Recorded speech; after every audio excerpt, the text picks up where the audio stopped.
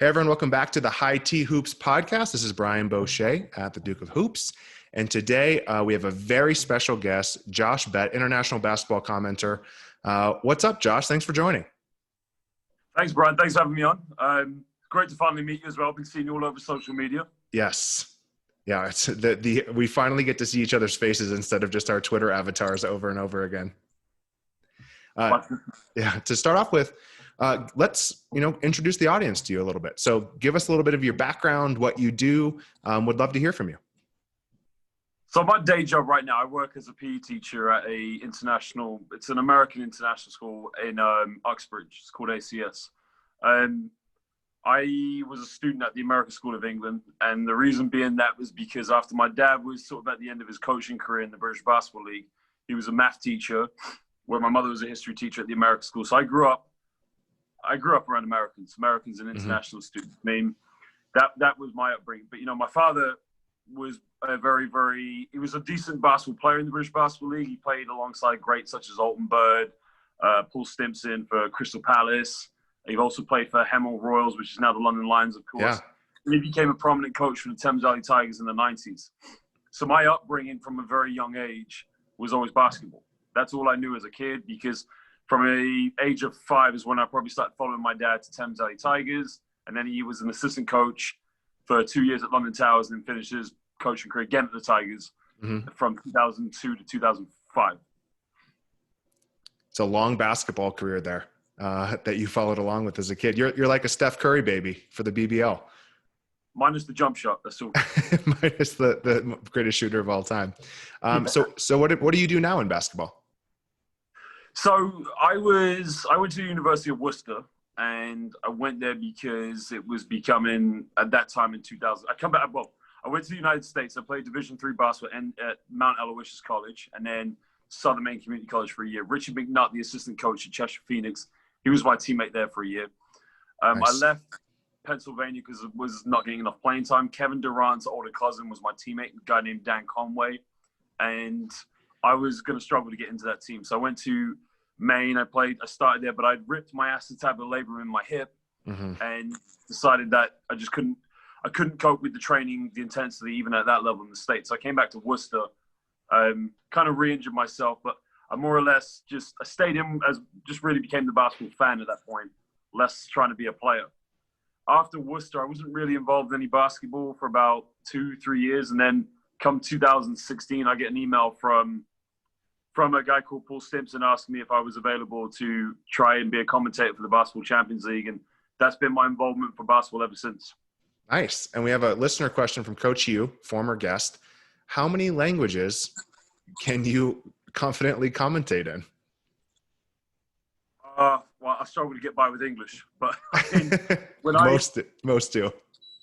I think if I had to commentate in another language, it wouldn't be perfect, but it'd probably be Italian or Spanish. I think the thing with Hugh is he sees me post a lot of things. I got friends all over the world, and that's not even through basketball. That's just friends from school. I remember being as young as 9 years old in grade 3 at Tasses, and at one point, grade 3 was split into 3 classes. You had an American class, then you had 2 international classes, and I was put in the international class. I remember at one point, I think I was one of only 3 students that spoke English.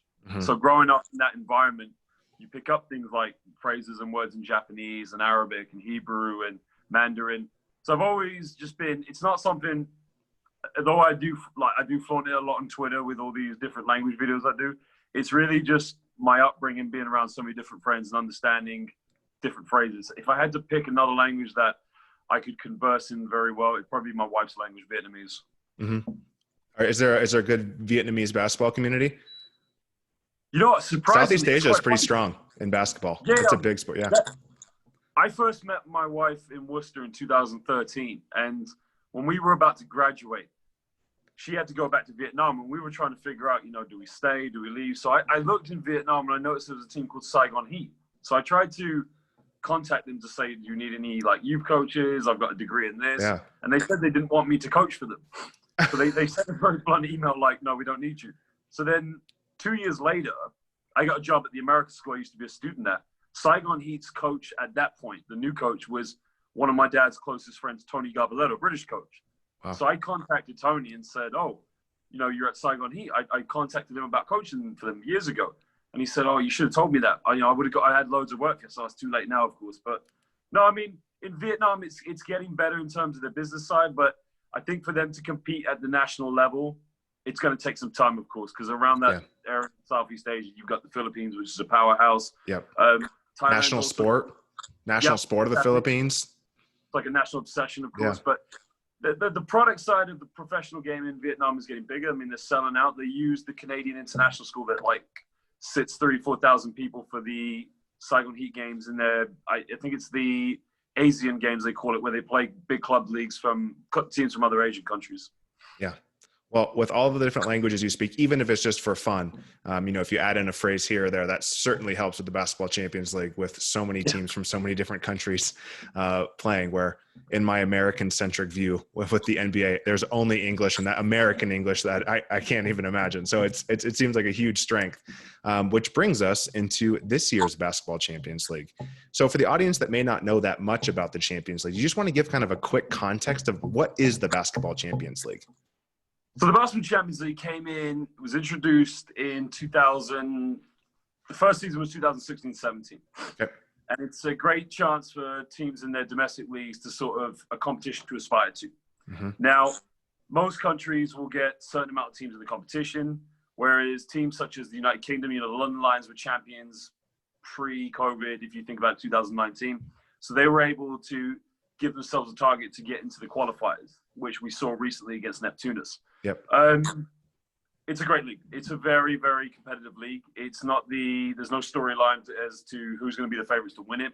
The first season I got involved, there were a bunch of teams I thought could have won it, but the team that ended up winning it was the Iberostar Tenerife.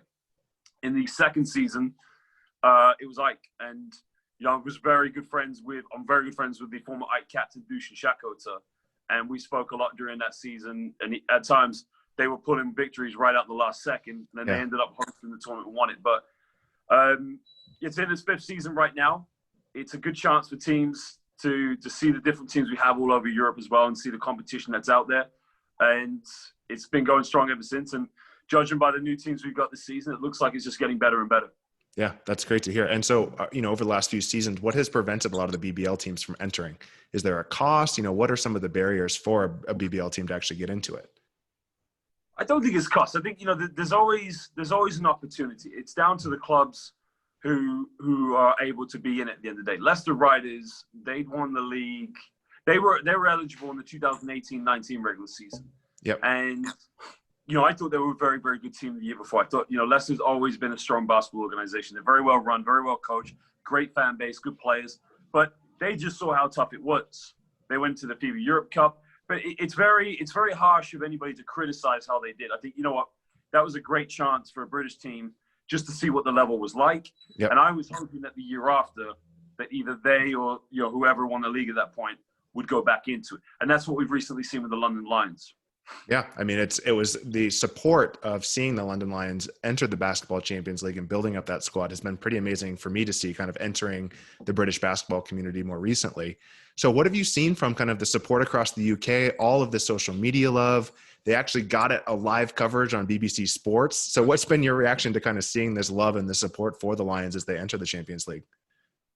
Well, I think, only people I've ever spoken to that I personally know have always been very supportive. I'm in a few WhatsApp groups with some of the Lions players. Obviously, my friends that I do my Below the Rim podcast with. And I think, everybody for the good of British basketball wanted the club to do well. I mean, that was no surprise to me. I've never come across anything other than positivity and sort of people paying a lot of homage to the London Lions in the hope that they would do well. I think also it was great as well, because we spoke about this in our Below the Rim podcast. What Vince McCauley was able to do was finally to get some fresh ownership in the club and sort of fresh injection of cash to sign some good players. The idea of signing a player like DeAndre Liggins and Kevin Ware 5 years ago, if you said that to me, I probably would have laughed at you, because I would have thought the state of the British Basketball League was in a sort of a disarray, sort of a float, if you like. So the fact that he was able to do that and get these signings in sort of gave a lot of us who were around during the 90s to see what a great league the British Basketball League was, a bit of hope to say, well, you know what? Things could be on the change now. Things could be getting better. And even this off season was possibly even though it was during the pandemic, was the busiest offseason that I've ever seen of a British Basketball League season, probably even the busiest ever. Yeah. So it's no surprise. I think those who really love British basketball, want to see the game, go further, they're the ones that showed their loyal support. And I think that was the majority. Yeah, it's been really fun to see where, 7-7 partners came in, 777 partners, the 777 partners came in and acquired the London Lions and injected kind of that new capital, made this push. Seems like they're pretty bullish on football and basketball being the top two sports in the world, the sports of the future, because they're so accessible. It's so easy to play. You need a goal and a ball, a hoop and a ball. And, I think we're seeing that every country is going to have a top league. And there's going to be opportunities for those leagues and teams to be financially successful. UK is obviously one of the biggest sports markets. And it still shocks me as an American coming in how little interest there is in basketball, how small it is compared to some other sports. And I'm pretty excited to see that investment coming in. But there were also some reactions to all these huge signings that they were building a super team. Is it good or bad for the BBL? What are some of your thoughts on kind of this argument that I saw of like, all right, if they just build this super team with ex-NBA players and blow out every other BBL team, that's not good for the league overall. So I tend to think, rising tide raises all boats. Like the more interest in it, the more coverage we're going to get, the more people are going to look at the BBL, and they will be competitive. But what were some of your thoughts on that argument that I saw kind of raging over Twitter? I didn't actually need to see that argument. I've not seen that argument. I think it's a good thing I didn't see that argument because I probably would have chipped in. Look, the fact is... You can chip in now. I am a very spoiled British basketball fan in the sense, I remember going to practices and seeing the great Steve Bucknell, my godfather Pete Scanterbury, Roger Huggins, of course, one of the best British basketball players to come out of London, and seeing great quality. In 1997, 98, I remember seeing John Amici, who was in the Cavs, not Cavaliers, yeah, he was with the Cavaliers, but in the Utah Jazz rotation 2002. So I'm very much used to seeing top players come in the British Basketball League. I lost it now, but I had the 1999 championship winning jersey of the London Towers player Dwayne Morton, who played with Latrell Sprewell and was at that practice when he punched his coach. So the fact is, all these years from 2005, I would say, till about the last 2-3 years, the BBL really did lose its identity, and it was tough. But those of us around still loved it. And like I said, for Vince to do what he did and to get the fresh cash coming in, to get these players coming in, for anybody to criticize that, come on, man, you've got to think beyond if you're a fan of a club or whatever, and you think it's unfair because there's a powerhouse building. No, that's what the game needs. The game, like you just said, the game needs big names. The game needs players that are going to attract fans to come in so that TV deals can come in the future. I hope you show me the argument because I hope it's not too late. I will definitely chip into that one. Yeah, definitely. I can send you some threads. I was like, all right, if the Warriors are amazing, if you see these superstar teams, the NBA got the most coverage when LeBron went to Miami with that super team. Even when they're ripping off 20+ point wins, people want to see those star teams competing. And then every team brings it when they go and play that team. So we can talk about the BBL season moving forward later, but I'm excited for every other BBL team to look at that London Lions team and bring it, and the competitiveness to go up and wanting to compete against it. So yeah, I'm excited for it, and I'm excited to see it. But let's move on here to the actual qualifier that the London Lions just participated in. Really fun to watch.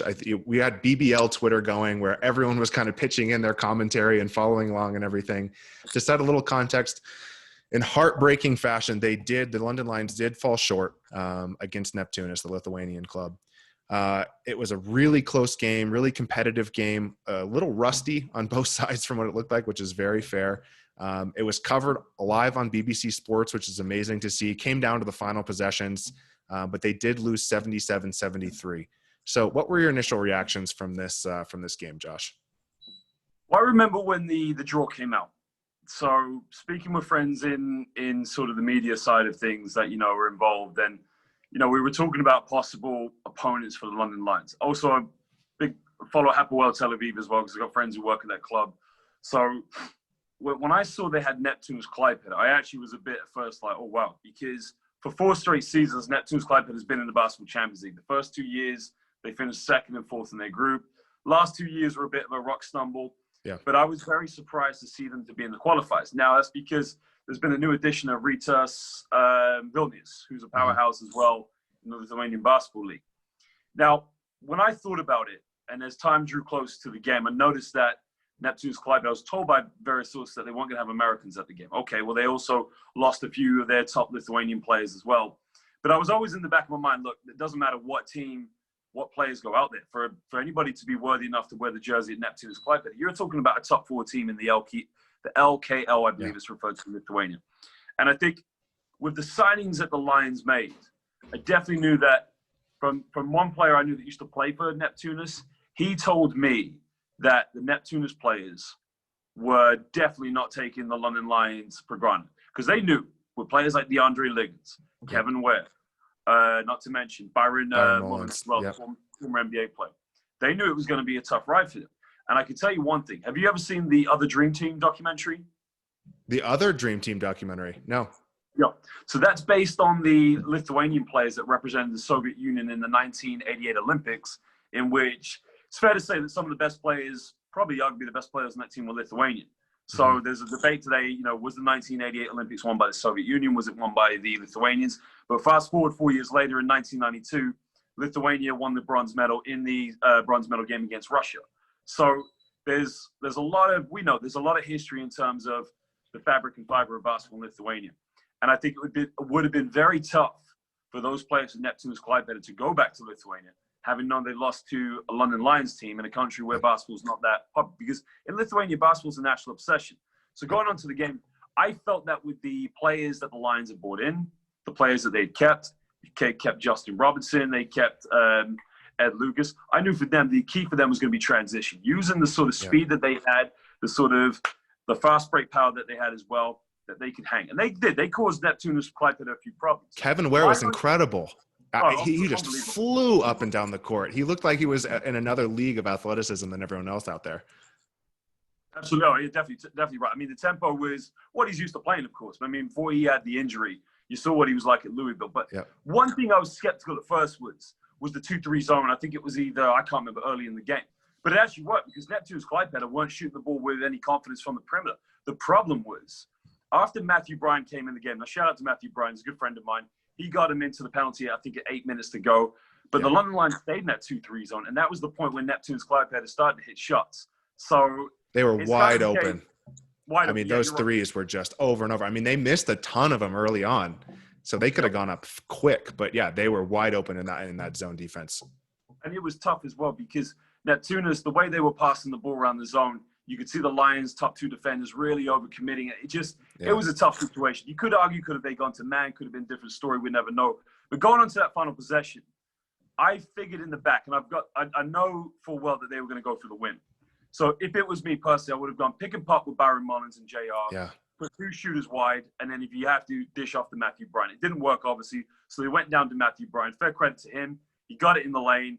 He got the contact. Nothing was called, obviously, and that's just the way it ended. But, I strongly feel if those 2 teams played again, it would have been a different outcome. Yeah.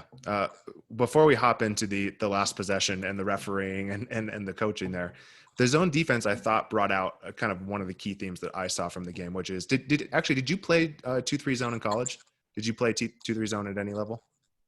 Oh, we mix it up. We 2-3, 1-3-1, 3. I mean, it depended. Like the first college coach I had was, you can speak to Richard McNutt at Cheshire Phoenix, but we used to play 2-3 zone to stop teams from taking 3-pointers, which blew my mind. But in my second college, we used to play we used to get into a 3-2 zone to actually stop people from taking perimeter shots, which makes sense because you got through on the outside. But the problem is that would kill us against bigger players. I always felt that 1-3-1 was the best zone to play. But, I mean, to be honest, I think it really depends who you're playing. I would never play zone against a shooting team, that's for sure. Yeah. In high school, we did 2-3 zone for the most part. And then in college, we would do a 2-2-1 back to 2-3. So we do full court zone press and then back to half court sets. And it took us forever to figure out how to play effective 2-3 zone. And it requires you to gel with your teammates to understand where they're going to be, communicate extremely effectively. It took, half the season to really ramp up on the 2-3 zone. You see that at Syracuse, which they're famous for their 2-3 zone. And it just you're right. They struggled in the 2-3 zone. They overcommitted. They weren't helping as much.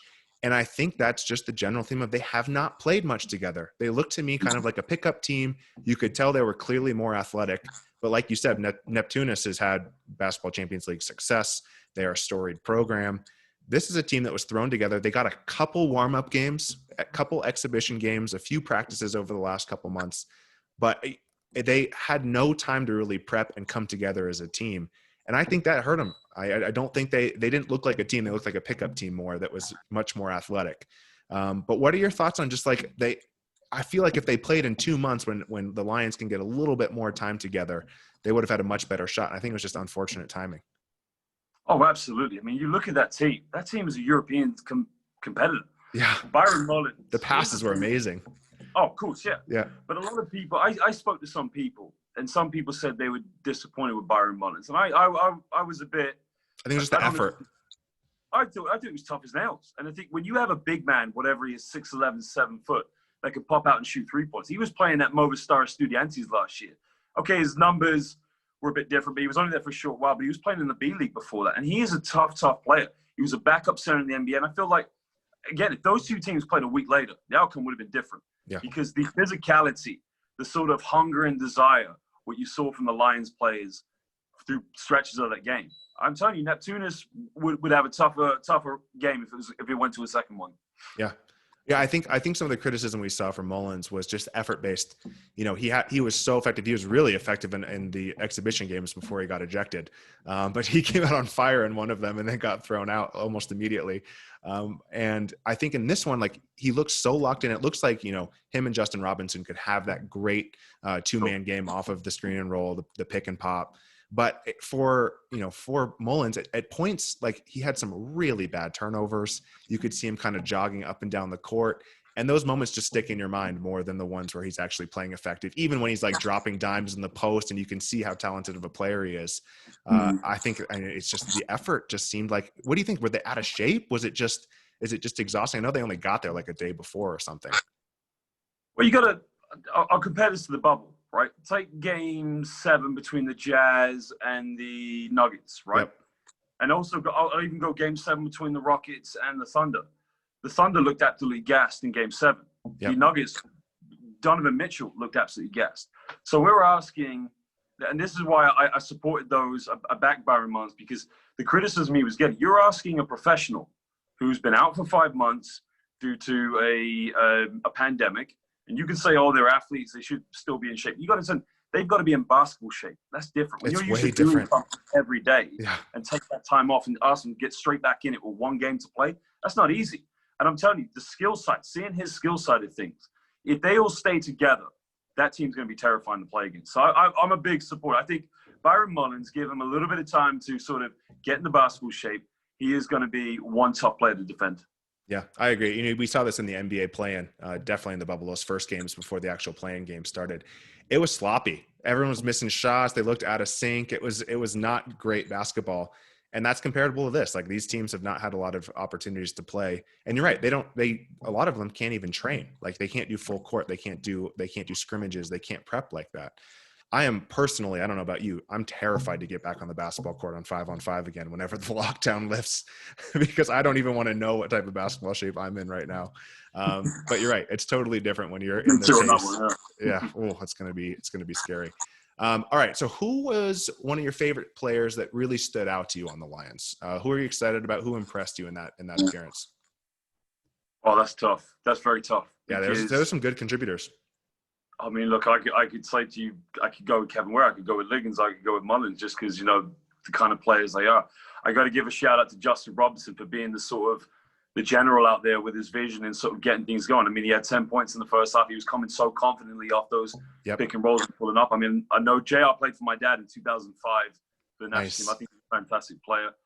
Shout out to Ed Lucas as well. Came off the bench, gave some good minutes. But I've really got to give a shout out. I've got to give a lot of credit to my guy, Matthew Bryan Manning, because incredible.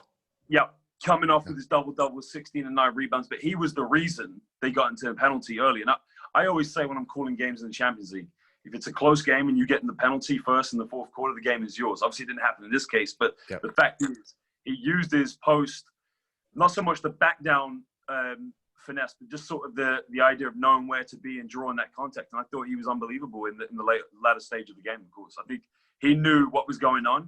He knew exactly what his role was. And, you know, it's unfortunate that he didn't get the call at the end, but I got to give him the shout out for this one, even though he is a friend of mine. Yeah, he was incredible to watch. You're right. They got in the penalty early, but they didn't make their free throws. Man, that was tough. If they just hit a few more, that's a different game. But yeah, I loved watching him. That's where I think like Mullins and, NBA, they have a nice little two-man post game together. When Mullins kind of took it out in the mid post, high post, they collapsed on him. He dropped it down for that reverse dunk from NBA. That was really fun to see. So I'm excited there. I want to give a shout out to that Dirk Williams corner three. Oh, tough. Yeah. Man, very good, that clutch was really fun. But, he was good for the Sheffield Sharks. Yeah. I think it was 2 seasons ago. I mean, he's a good scorer, but you talked about that relationship with Mullins and NBA. Do you have that combo in the British Basketball League? Again, that's a nightmare because even if you play a zone against those two teams, you could put either at the high post or one at the low post. But one thing Matthew Bryant doesn't get enough credit for, obviously now being, I think he's about 30, 31, 32, is obviously with his size and strength being 6'10", whatever he is, plays in the low block. But he is a big man who can pass the ball, and he has very, very good vision. And when you've got a player like Byron Mullins to play with, and the perimeter players, I mean, he will be a very good addition to the London Lions. Yeah, all the pieces seem there. It seems like they built this team. Justin Robinson looks like a great point guard leader. Love to see him kind of continuing that Lions tradition. You have the wings, DeAndre Liggins, Kevin Ware, Dirk Williams even, who let's see if they can continue to shoot well and be in. But they have the athleticism. They have the great transition game. And then you got a few great bigs. Like, it seems like it fits together. It just didn't feel like they were quite ready. And I see that in the NBA where you see the Heat coming together as a team. You see the Nuggets coming together as a team where they're not the stars. They're not LeBron. They're not AD, but they're beating those teams because of that teamwork. I'm excited to see if they can meld and kind of come together as players. Also on this topic, do you want to talk about Neptunas at all? Because I was impressed with their strength. I just felt like they were a strong team. They missed a ton of threes, kept sticking with their game plan, fundamentally sound. Their passing was incredible. They did not give up. So I want to give some credit to Neptunas. Do you have any shout outs on the Neptunas side? I know almost nothing about them, but I was impressed with what I saw. I got to give a shout out to my guy that didn't suit up, and that's Simas Gaudicus. Gaudicus, I think he was injured in this game, but I gave him a shout out. He's a Facebook friend of mine. He's been a tough player for Neptunas Klaipeda for the last 2 seasons. But, you could expect that from any Neptunas Klaipeda team, of course. A lot of those players have been playing sort of that level of basketball, not only in sort of the Champions League, but also their domestic league for so many years. And I think for them, that competition is the norm. They rode the storm in the fourth quarter when the Lions pushed the momentum, but, the zone for them worked very well. So credit for them. But, you wouldn't expect anything else from a team from Lithuania because, again, in this country, it's all about cricket, the soccer, and not American football, and the rugby. Whereas in Lithuania, there's only one thing that matters over there, and that's basketball. Nothing else matters. And you know what? Those players, had they lost that game, it would have been very difficult for them to go back and go play opposing teams because probably not so much now in the pandemic, but they would have been known as a team that lost to a British Basketball League team. And that's no disrespect to any of our British basketball teams. That's just to them, the standards that they have for their national basketball. Even though we're bringing in American former NBA players, doesn't matter? Oh, yeah. Matter of pride. You got to understand. I have a lot of friends who support teams such as Ritas Vilnius, Neptunas Klaipeda, Juventus as well. Yeah. And for them, it's a national obsession. For them, it's nothing else means more. And to lose to a country where basketball isn't so big, for them it would be tough to take. So it was a matter of pride for them. Yeah, well, that's understandable. But let's go to the last play, or not the last play, but the last call on NBA. There's a lot of Twitter chatter about the refs are deciding this game. I tweeted that I just hate late calls in general, which this was a no call. So maybe I'm going against myself here. But my take on the last play is it's not decided by the last call or the last no call. They had so many opportunities leading up to it. I mentioned the free throw numbers. They had chances before that last possession. It's not the referee. I would say it's more what you mentioned earlier, where they could have run maybe a play with a little bit more options instead of dumping it into the post. But it was an unfortunate no call. Are they allowed to review it? From what I know, you're only allowed to review once a call's been made. And so there's no call, so you can't review. Yeah, I think I'm only guessing that because I spoke to someone I know is a referee, and I think that's what he told me. I mean, there's some Dan Routledge. He's the voice of British basketball. He was the commentator in that game. He even spoke about the substitution with Bristol at that time. And I mean, that was education for me because I'd actually wondered that myself, but he clarified that for me. I'm 100% with you. You can make your decisions about it. Was there a reach? Yes. But you know what? Personally, I thought there was contact. It wasn't called. That's life. But you know what? You can't blame the game down to that one situation. There were moments before that. But like I said, in my opinion, Matthew Bryan could have gone to the free throw line for 2 shots. He probably would have missed them, unfortunately, based on the game so far. He'll give me grief if I said no. I mean, I tell you what, the first time I met NBA, I was 9 years old, and he'll probably get annoyed at me telling this story again and again, over and over again. It was at Crystal Palace. I was probably about 4 foot, and he's a year older than me. So we shot on the upstairs court in Crystal Palace, where the Towers, where my dad was the assistant coach, were playing some preseason game. He just comes marching on the court, probably 2 feet taller than me, stares me down and says, "Do you want to play one-on-one?" I said, "No, not really." So we sort of knew each other from there and sort of saw each other. But he played for my dad in 1980. I mean, I've got a lot of respect for him. He's a good friend and teammate of Isaiah Thomas. I think he'll probably still beat me in a free throw competition. So I've got to say that if he went to the line, he'll probably make those 2 free throws. But yeah. I can't say that. It's jokes. I'm not criticizing. It could have been crushing either way. But yeah, the games don't ultimately come down to refs. So they had so many opportunities. It was just unfortunate to see. But where do we go from here, Josh? The next steps are the FIBA Europe Cup. I don't know very much about the Europe Cup. I don't even know if our audience knows that much about it. So can you give a quick, context of the FIBA Europe Cup and, why they're now in this group and in this cup rather than the Basketball Champions League? Because it's tough that it's single elimination at this stage. That's brutal. Yeah, it's tough. I mean, usually if we take the pandemic out of the equation, it would have been a 2-legged game. They would have played one in London, and then they would have played one in the beautiful seaside of the city of Clyde, which is a wonderful place. But, the FIBA Europe Cup, as you mentioned, is just the competition next to the Basketball Champions League. So for the teams that don't make it to the Champions League or can't qualify for it, possibly won't do so strong, there's another opportunity for them to play continental basketball. I looked in their group. They've got a team called, maybe I have it wrong. I thought I saw Anwil Wasilek, who are a team from Poland. I think they might be another team. Oh, they're in there. Okay, so yes, that's a team that's got a magnificent fan base. I mean, it's another tournament that's just a stepping stone down from the Champions League. But it's 1 year older than the Basketball Champions League. So it's just another opportunity for these clubs just to see where they're at in terms of continental basketball, what level they're at. And I think it's good for the Lions to be in that competition because I think they'll do very, very well in that team. I think they'll match up very well. That was the competition that the Leicester Riders were in the 2018-19 regular season when they didn't qualify for the Champions League. Now, they did go winless in that campaign, but they played a very close game against Dinamo Sassari, who won the championship that year. So, after that season with the Riders, again, we talked about criticism and support. I was begging that the Riders would get into the Champions League. For me, it's always great. I've commentated Great Britain games for World Cup qualifiers and Eurobasket qualifiers, and it's a privilege for me to be able to do that. And it's what I want to see. I want to see my country succeed in basketball. I want to see these clubs succeed. So I was hoping that, okay, they didn't do so well in this campaign, but this would be a stepping stone for the next season. But nobody was in the competition in beginning of last year before we got to the pandemic.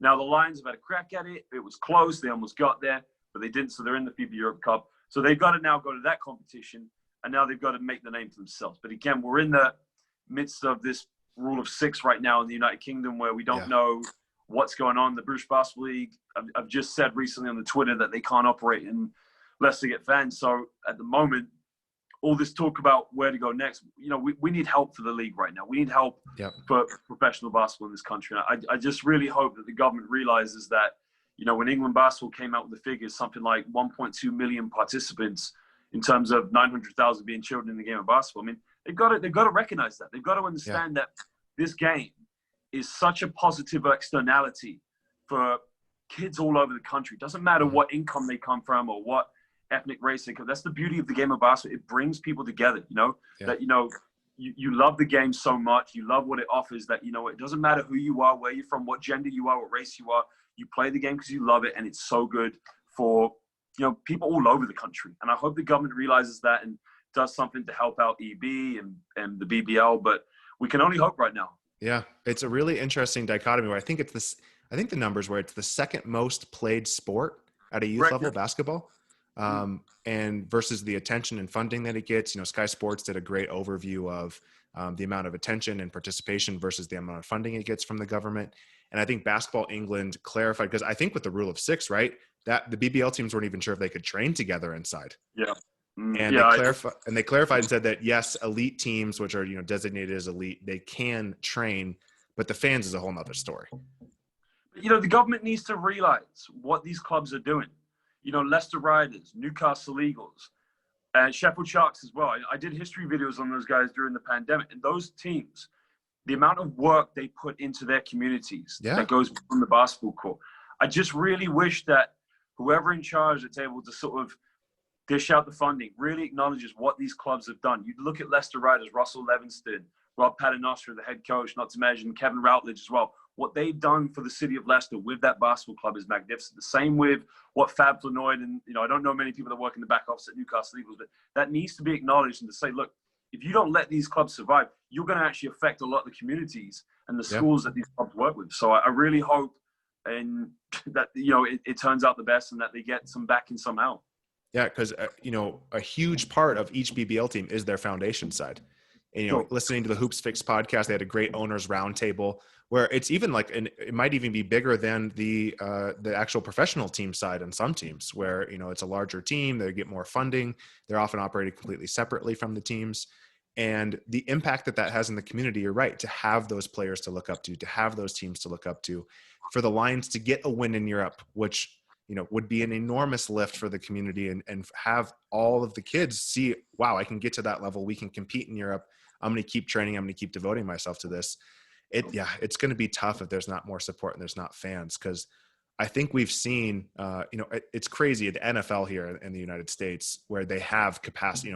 We are one of the worst countries, if not the worst country in the world for the outbreak and the number of cases we have, and they're still putting fans in stadiums. So health is obviously always first, but I think they either allow fans or allow a safe way for fans to come back. I recommended on Twitter to get those little air helmets for fans so everyone has their personal air devices. Maybe that could work, find creative solutions. Or if not, provide funding to keep them going. Because are there teams legitimately at risk, do you think, of going under if they don't get support and fans this season? I mean, I can't speak for individual clubs because I don't know personally, the ins and outs of how they do their business. I mean, I can only say that it's a known fact that clubs depend on the match day revenues because, again, we don't have that back in from the TV deals. We stream games on YouTube. That was one way to let people know what was out there and sort of the quality. So I'm only assuming that a business that depends on its customers being there and you then told those customers can't be there, it's like, how do you get your money, of course? You're only a couple weeks before. They're set to start in a couple weeks. Yeah, it's tough. I mean, what I read in the meeting, do you postpone the league till January or do you call the season off? I mean, it's scary because then if you do that, these players that play for these teams, where are they going to, they've got to go somewhere. It's sad. I just, as I said before, I just hope that somebody somewhere just realizes that, the great good that the game of basketball is doing for people in this country and how it's bringing people together, acknowledges that and says, you know what, take this, do what you got to do until we figure things out and keep helping the community more than anything, Yeah. Well, there was some positive news that Mark Woods broke about 777 partners who acquired the Lions were going to inject some marketing and media investment. I think it was $5 million. And then it came back and said there is no consensus and it seems a lot more up in the air now. But I've worked in technology for most of my career, and it would be incredibly, there's some thoughts of, well, can we just create a pay-per-view service where we can stream all the games and set up a subscription for it? And that's not easy to implement in a couple weeks if you want to start the season in a couple weeks. But if there was a delay and they had some time to maybe prep for it and getting this new investment, maybe there's an opportunity to provide that revenue without the fans. But we had a listener question, Popcorn Jackson, love that name on Twitter, at Medj2Hottie. So just incredible Twitter name all around. What's the best case scenario for improving the BBL? Or what are some options that you see? Maybe streaming, maybe it's delaying. What do you think are some of the best path forwards here? Well, it's a tough one because I think they had they had the BBL. So go back to 16, 17. And I was at the studio one time about to do a Liga de las Americas game. That's like the continental competition, South America. And I was in one of the back rooms, and I remember seeing the live basketball TV domain. And it was talking about the partners they had. They had Basketball Champions League, Liga de las Americas, FIBA World Cup qualifiers. And I saw British Basketball League. So I thought, oh, wow, they've got British Basketball League on live basketball.tv, probably because at that time they were trying to just get the product out. Yeah. But then speaking to a lot of people, nobody was really watching it because people weren't really going to see British basketball on live basketball.tv. I mean, when I say that, I only spoke to a few people about it. But once it got on YouTube, I was quite impressed to see the numbers of people's actually, going in to watch it. I mean, for a British Basketball League team to be getting 2,000 views, I'd say 2,000, 3,000, 4,000 views per game on a YouTube for a beginning. That's a decent start, of course. Yeah. So for them to put it out there, I felt like, oh, this is good. A way to get it out there. It shouldn't be could be a matter of time until they sort of improve the product a little bit and how they sort of film games to sort of get a deal somewhere, of course. But I mean, things have improved in terms of. I'm talking about overall the British basketball game. Yeah. From about 2000, I'd say about 2006 to about 2012, they had something called a membership crisis, where teams were just coming in and out of the leagues, and new teams coming in were going winless seasons, and it was tough. But I'd say it really has improved a lot in terms of stability of clubs from about 2014 to about now. And I think the more clubs that, like you said, do a lot more community sort of foundations and become self-sustainable businesses in that capacity and don't have to worry about sort of, folding, can only help the BBL in the long run, of course. And it's tough because, the idea is you really need that sort of sponsorship, that TV deal that gives you that sort of influx in cash that can keep you, that can bring you, I guess, just a little bit more. But what can they do? I guess right now they're on the right track. Vince has done that by getting the company from Miami coming in, injecting a little bit of cash. Plymouth Raiders have got a bit of, a new strong ownership coming from Turkey. Maybe it's a matter of time until new owners come in and see the market, the potential for not only British Basketball League, but these owners, whatever their trade is, see the potential in the UK market, of course. Who knows? But I'd say that the game is improving a lot. The quality of play, the quality of coaching, it's improving. We consider and criticize and say what it's not. But I can say firmly from going years back, there is a bit of stability and it is getting a little bit better. Yeah, it seems like there's definitely momentum right now. I think with BBC Sport having a live coverage of the Lions was a great indicator. I'm really curious on the numbers they got there. But I think you're right. In terms of the actual, what can they do to improve? The NBA came back, no problem. Huge TV deals. Premier League, no fans, huge TV deals.